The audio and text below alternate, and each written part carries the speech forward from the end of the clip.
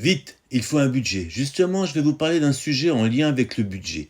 La lutte contre la pauvreté en France, un pays riche.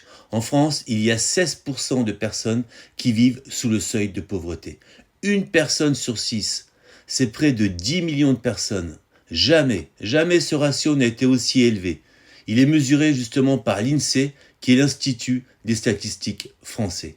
En face, il existe des dispositifs de lutte contre la pauvreté, notamment ce qu'on appelle l'insertion par l'activité économique.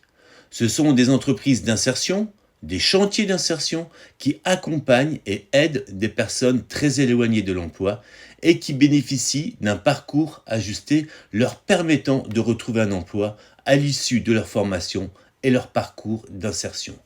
300 000 personnes bénéficient d'un parcours d'insertion par an.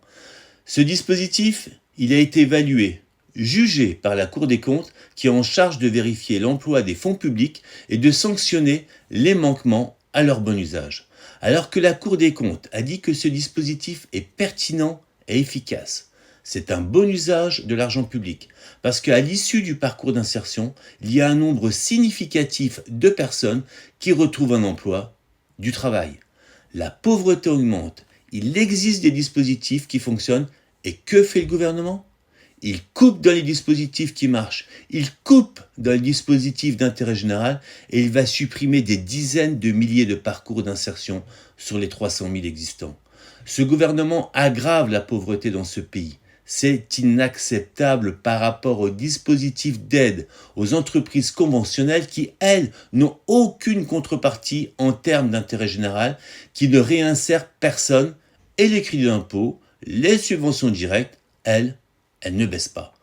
Le gouvernement demande à ceux qui travaillent pour la réinsertion, ceux qui luttent en première ligne contre la pauvreté, de faire des sacrifices. Ce budget de rigueur met le poids du corps des économies sur les plus pauvres, au lieu de réorienter les économies sur ceux qui peuvent le plus.